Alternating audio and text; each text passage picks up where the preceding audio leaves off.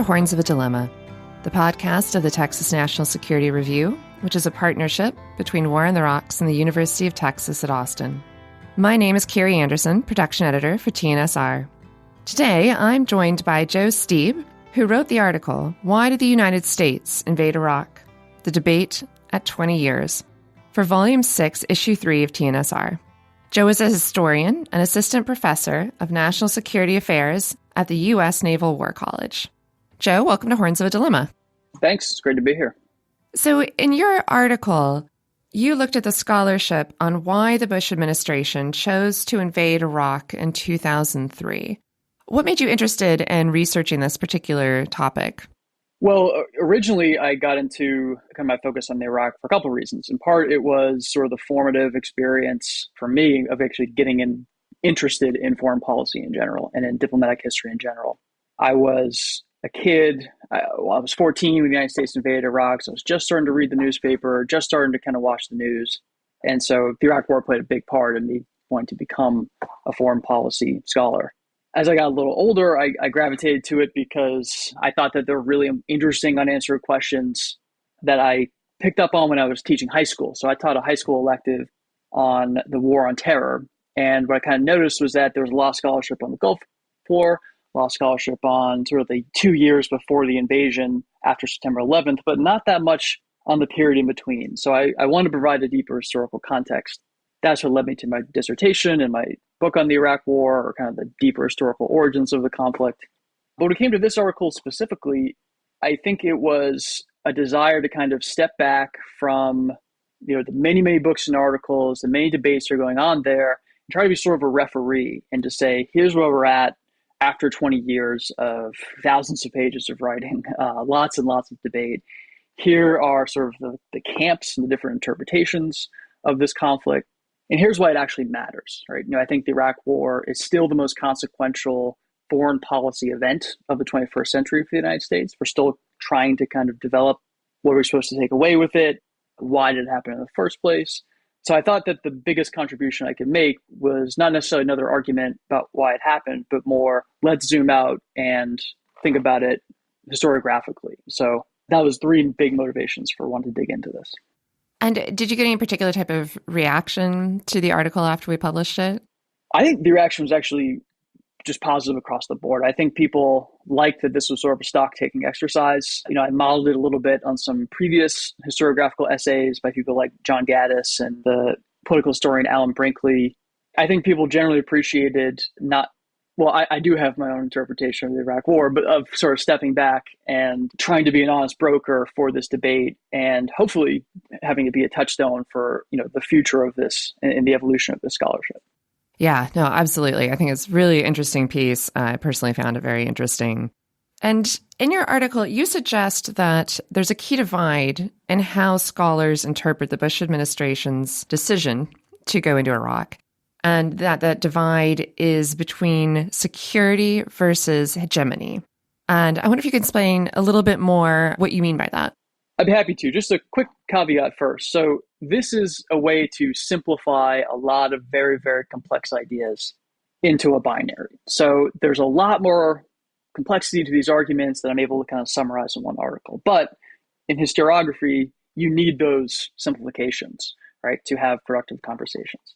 So basically what I'm saying is that there is a security school and a hegemony school of thought or interpretation, right? The security school argues that the Iraq War was really a war for American national security in the post 9/11 context in which the United States, not just the Bush administration, but really the entire foreign policy establishment, was totally rethinking our national security requirements. And according to these scholars, we invaded Iraq out of a mistaken, but not necessarily completely unreasonable belief, right, that Saddam Hussein constituted a serious security threat because of this conjoined nexus of weapons of mass destruction, terrorist groups, and a rogue state like Ba'athist Iraq. So that's the security school. The hegemony school says that the security school is not critical enough of the motives of the key decision makers, and that the security school doesn't place the war in a large enough context. And so they argue that the Iraq War is really about trying to really preserve or extend American hegemony in the Middle East and possibly globally as a whole. And so they kind of tend to argue, this is people like Steve Wertheim is a really good example, that the security stuff, all about weapons of mass destruction, terrorist groups, that was much more of a pretext for these larger and more deep-seated grand strategic ambitions. And so naturally this divide leads to very different readings of the evidence and very different kind of lessons that they take away for contemporary strategy. Yeah, and I thought it was really interesting in your article that you do acknowledge there are problems or challenges with setting up a dichotomy like this. So you also wrote that whether scholars take a security or hegemony lens, that shapes how they approach other key questions, such as whether the administration was sincerely engaging in coercive diplomacy in advance of the war, or whether they were using it more as a way to gain support before going into a war they'd already decided they wanted to do. And so I was wondering if you could talk a little bit more about the security versus hegemony lens and how scholars interpret those decisions. Sure. So probably the most prominent example of the security school interpretation of course of diplomacy, right, which was Bush's effort in the fall and early winter of 2002, 2003 to basically use the threat of military force and the building of this large coalition to try to compel Saddam to comply with weapons inspections, right? So the security school folks like Mel Leffler say this was a genuine attempt by the Bush administration to disarm Iraq while avoiding war. And what it means for people like Mel is that the Bush administration had not really decided on war, right? That this really was about security. They didn't necessarily want to achieve regime change. They were trying other means, right, to disarm Saddam Hussein. And that ultimately the decision came very late in the game. It came in the winter or early spring of 2003, once every option was exhausted. So the security lens, right, as you put it, lends itself to that interpretation. The hegemony school, again, I think takes a more critical approach, maybe more distrustful approach, right, to the stated motivations of many of the policymakers. And so they say that the decision, according to some of the documents that we have, right, both kind of internal testimony from certain figures of the administration, and now increasingly some actual physical documentation, that the Bush administration seemed to have accepted that war was 99% inevitable if he wanted to disarm Saddam Hussein, that it was a good thing, right, that they were actually morally outraged by Saddam Hussein, wanted to overthrow him, that many of them had been advocating for Saddam's overthrow since well before September 11th. And so coercive diplomacy for this hegemony school was not about really a last-ditch effort to disarm Saddam peacefully. Right? It was a way to kind of build credibility among different audiences that the Bush administration needed to make the war happen, right? To make a predetermined decision happen. Right? So they needed the American public, they needed Congress, they needed allies. And to get all those groups on board, they needed to make an effort at what Colin Powell called going the UN route, getting the inspections in, threatening Saddam, building a coalition, etc. I personally lean towards the second interpretation there. But again, it's one of those cases where there is evidence to support both sides. Well, I think that raises such an interesting question in looking back at history. And to what extent do we take actors at their word when they say, well, this is why I did something? And to what extent do we question it? And as I was thinking about that, I also was thinking about there's this whole other layer of biases in psychology too. So even if we said, well, we will take the Bush administration leaders at the time, take them at their word, at the same time, though, maybe they, on some level, wanted to go into Iraq. And so we're cherry picking the intelligence, or we're specifically looking for the information that justified what they already wanted to do. And you could see that in a cynical light. You could also say that that's sort of how human beings work. So I wonder, as a historian, how do you cope with all of that complexity? It's a really great question. So I think there's got to be a balance between what sometimes seems like a pathological distrust of policymakers among certain scholars, right? Like they must be lying all the time, and then a certain credulity towards what they say. I would not say, for example, that Mel Leffler is credulous. That would be going way too far, I think. he is much more on the side of believing that their stated motives of wanting to defend the country, of rethinking national security, he says the war derived from fear, a mix of fear, hubris, and power. I think he's really onto something, right? I think that September 11th genuinely changed the way these people looked at the world and created a deep sense of personal responsibility for stopping the next attack and shook them emotionally, right? You have to consider that a few days after September 11th, George and Laura Bush were rushed out of the White House in the middle of the night, right, of the possibility of a terrorist attack. So this is very real to these people. And I think we need to be careful of saying, well, anything they say must be a veneer. But on the other hand, the job of a historian is to take a critical lens toward your sources, right? People are always going to portray themselves in a way that justifies their actions. And we've definitely seen that from a lot of defenders of the Iraq War, including a lot of people that Mill interviews in his book and relies on heavily for his argument. Right? They are going to portray themselves to look as reasonable as possible, especially for a conflict that no one really wants to own. Right? It essentially has no defenders.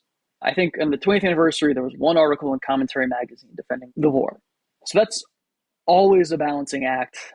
Part of the reason I wrote a little bit in this article about trying to synthesize these approaches is because the synthesis can create a balance between sort of the pathological distrust and the potential for too much trust.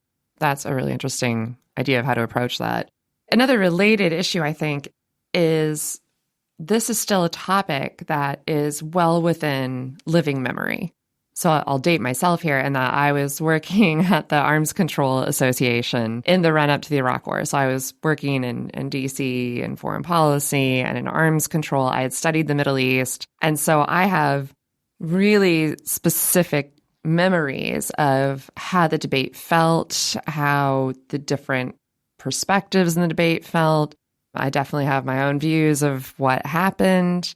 And reading your article, I found it really interesting to take this 20-year later perspective. And even for me, it's a little difficult because I have very strong feelings. I feel like, I was kind of there or adjacent to these things. And so I also wonder how, as a historian, you're coping, and something that's you remember happening as well, and how you deal with the reality that all of us who are analyzing this also have our own personal memories of it. Yeah, great question. So I have two things to say about that. One is that when I started this project, really like this article derives in part from my dissertation in my first book and just a lot of writing about the Iraq War. It's become like The Godfather. I keep pulling me back in to writing about it. But when I was in graduate school and I switched my dissertation topic from something about counterinsurgency in the 60s to the Iraq War, one of my advisors, Benjamin Waterhouse, is actually a political historian. He said, there's no problem with doing this very recent history as long as you can find sources on it, right? And do interviews, et cetera. But he said, I think you should write about this as if it was the Spanish-American War, as if it happened 120 years ago. Cloister yourself a little bit from the contemporary strategic debates, from your personal memories of the conflict, from whether you think it is right or wrong, right? And write about it with a little more of the dispassion which you might approach the Spanish-American War or something much further in the past. And so I tried to stay in that mindset as I wrote this book and say, what can I really prove based on documents and not what is just a hunch that kind of goes with my feelings about the conflict. That's part of what I think it means to write historically about this. And then, when it comes to living memory, you're right, it's impossible to separate yourself completely from it. So I have two very distinct memories about it. I was a freshman in high school when it started and reading the news avidly. I thought it was a great idea. I'll be honest. I was a little neoconservative. I, was literally had a Simon notebook with a map in it. And I was shading in all the countries we were going to do next. I was shading in Syria and Iran, right? The whole axis of evil. Because I think my assumption was this is going to be easy, right? Like, why wouldn't democracy work or flourish immediately upon invasion, right? Why wouldn't U.S. power be able to achieve this? And maybe as a little 14-year-old, I was reflecting certain assumptions that are just kind of in the air of American culture. And then, the other thing I really remember was my dad, who was kind of also, he was a Coast Guard officer. He also kind of worked in the national security field, arguing vehemently with my neighbor who was totally for the war. My dad was against the war. It was 6:30 a.m. He was supposed to be driving me to the bus stop on a morning in February in Massachusetts. It was about 3 degrees. But I was very struck by his passion in arguing that this was wrong, right? And so that, I guess, planted some suspicion, right, in me that maybe this isn't a good idea. And then things unraveled very quickly. And so it really made me want to jump into, what the heck happened, right? And I still feel what the heck happened. I feel that all the time. It's very interesting. And you were mentioning before that this is the war that nobody wants to own now.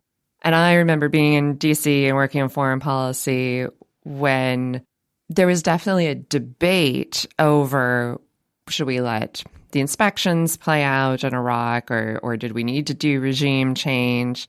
I personally at the time was opposed to the war.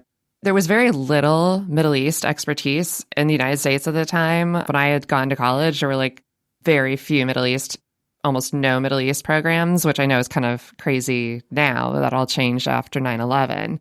But to what extent there was limited expertise, it felt like the Bush administration was intentionally ignoring and belittling that. And so for me, I felt like I didn't have a lot of trust in it, but I did, and I was working arms control, and I did believe that Iraq had chemical weapons and biological weapons, because that was, there were a few people who questioned it, but on the whole, that was a very widespread assumption.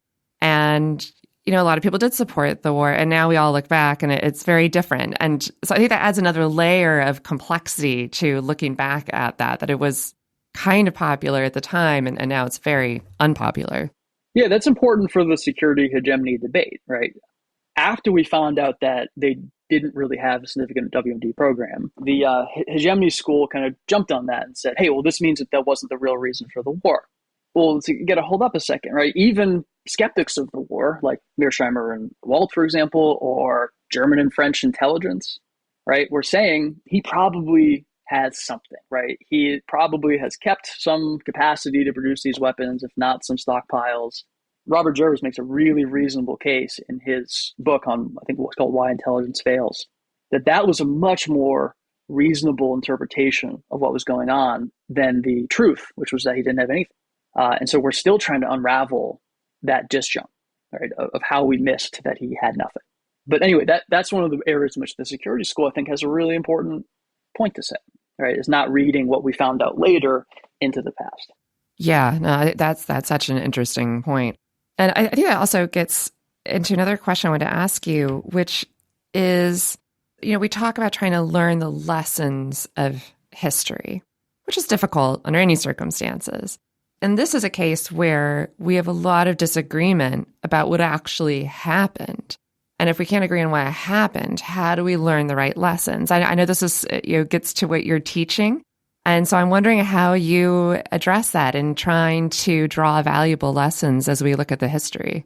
What you speak to there is exactly one of my big problems with trying to derive lessons from history. And of course, I have the convenience of being a professor. I don't make policy. I don't want to make policy. Right? Like I can sit back and say, oh, there are no lessons to take away from this. But my skepticism is that you get the history you want to get the lesson you want. And I think you can see some of that in the way the conversations around the 2003 war started.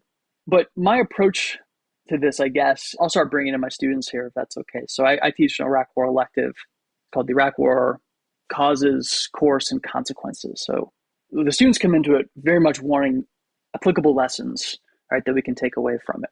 And so I kind of challenge them on the first day and then on the last day of the class to spell out what they think those lessons are. And one thing I try to push them on is you can take some general ideas and try to apply them across history, but you will never recreate the conditions of March 2003, right? You will never really get the emotions of the post 9/11 era back, right? We will hopefully never have anything like that again in our history. Maybe the Israeli mindset post 10/7 would be the closest parallel to that. You will never quite get this particular context, these particular circumstances back, right? So you're always going to be trying, at least in my view, to some extent, trying to be putting, the round peg in the square hole. But my students, on the other hand, they come up with interesting stuff, right? Like, so one of my most reflective students in this seminar said that the big lesson he took away was the vast difficulty of understanding a different culture to the extent that you can actually change it, right? And when he brought that into the class discussion, and other students jumped in with their stories and experiences. What they said was, we were never really in much control of Iraqi politics, right? Like, we could direct firepower and force into different segments. We could try to move the different factions, but ultimately it was Iraqis in control pretty much from the beginning to the end of this conflict. And so, they were saying, whatever next situation we go into, we need just a deeper appreciation of the limits of our power, the limits of our understanding, right? The way my students put it was very wise. I mean, they said it's not about treating the Iraqis as this foreign, alien, Oriental culture that's beyond understanding. They said, we're so learning on the go while also fighting. Our ability to shape events on the ground was much more limited than we ever thought. So, in a lot of my students, not just the ones from that elective, but these other mid-career officers that I teach, that seems to be one of the broad lessons that they've taken away. And I find it hard to argue with that lesson. I think that's really valuable. That's really interesting. So they're learning sort of a form of applying humility, or maybe that even goes a little too far, but at least trying to understand the limitations of power beyond the military realm, but also into the political realm. Does that make sense? Yeah, because you think about the surge, you think about the initial invasion, right? You think about Inherent Resolve, Operation Inherent Resolve, right? I mean, so many of these are military successes that we struggled, if not failed, to follow up with political successes. And so they really see that Clausewitzian dynamic at work. I don't teach Clausewitz, but they see that dynamic or that difficulty at work. What's so interesting about my students is that they've seen it at multiple stages of the Iraq War. Some students are in the initial invasion, and we have some students who are more like my age who were in Inherent Resolve, and others are in the surge, right? So it's really the ideal place to teach this, right? You get people who are coming at it from different time periods. And, what I try to emphasize is it's a 20-year war, still have U.S. troops in the region. Your slice of history is a slice, right? We're trying to combine those into a larger understanding. Another thing that I thought was really interesting in your article was at the end, you move beyond the security hegemony dichotomy and you call for different methodological approaches to understanding the start of the Iraq War. And I just found that really interesting. I know you have some forthcoming research on this, so I'd love to hear a little bit more your thoughts on that issue. Sure. Well, I think a lot of historiographies evolve in a way that, you have a binary, right? Like in the Cold War historiography, you had I'm going to butcher the terms here. You had the sort of the traditional approach, which was it's all the Soviet Union's fault. Then you had the revisionist approach, which was no, it's all America's fault. And then you have efforts at synthesis, right? So Gaddis tried his synthesis, and I think Mel Leffler had his version of synthesis. And then you have people break that new binary, right? And so Arnie Wiestad and these other global Cold War scholars, right, cast a new lens on, and cultural scholars cast a new lens on. And so that tends to be, I think, a natural evolution for different historical conversations about whatever conflict. And so I think we're seeing things go in that direction, and I wanted to push historiography in that direction as much as I could. So hopefully we'll have more, we are seeing more cultural research on the Iraq War. So, how did aspects of American culture, our perceptions of Arabs and Muslims, for example, shape our decision-making? I think it did in very important ways.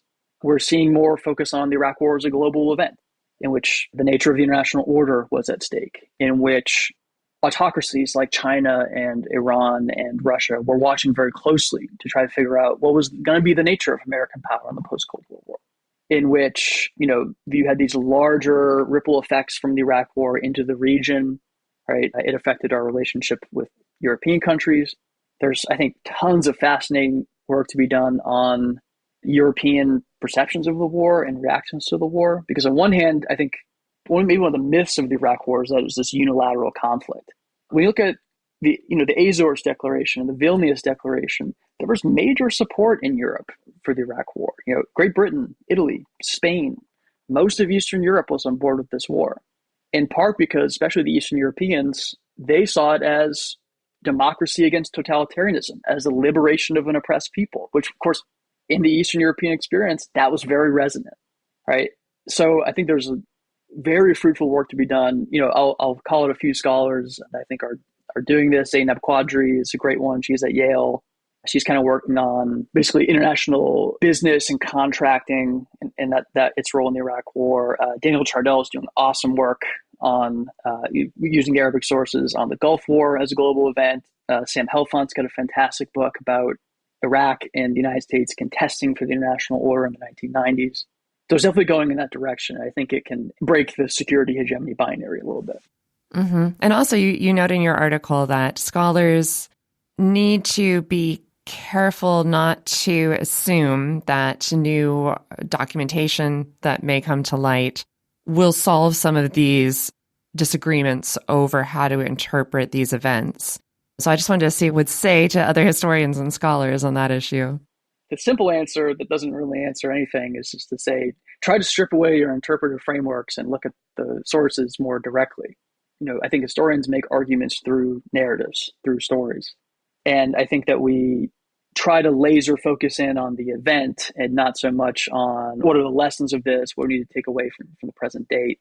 I think we try to distance ourselves from is this a liberal war? Is it a realist war? I find it to be an incredibly fruitless conversation that political scientists has gone around and around on. That's the easy answer, because historians also bring interpretive frameworks, right? We have theoretical understandings about how American power works, about how the decision-making apparatus of the U.S. government works, right? It's very, very difficult to totally separate yourselves from that and look at evidence coldly, right? So, in the article, I give the example of the Chilcot Inquiry, which is a huge British project to release thousands of pages of sources in the Iraq War. And frankly, there is evidence to support security and hegemony thesis statements from those documents, right? It shows the complexity of the event itself. It shows that someone like Tony Blair is kind of a moving target, right? On one hand, he has the general desire to overthrow Saddam Hussein. He's very concerned with post 9/11 security. But on the other hand, he's trying to read George Bush, his closest ally, right? Because Tony Blair is not going to come forward to the public and say, yes, Great Britain will overthrow and reconstruct Iraq, because Great Britain's not capable of doing that, right? He needs the United States to do that. And so, historical actors are almost always shifting targets. They're almost always reading each other and reading circumstances, which makes the primary sources really important. And it's why we never fully resolve these historiographical conversations. Well, Joe, thank you so much. This has been a really interesting conversation. Thank you for your article in TNSR. I know you have a couple articles on War in the Rocks, so people can check that out too, including ones on taking or not taking the lessons of history. So thank you so much for joining us on Horns of a Dilemma. My pleasure. Thank you so much. Thank you for listening to this episode of Horns of a Dilemma. Do not forget to read the Texas National Security Review, which you can find at tnsr.org.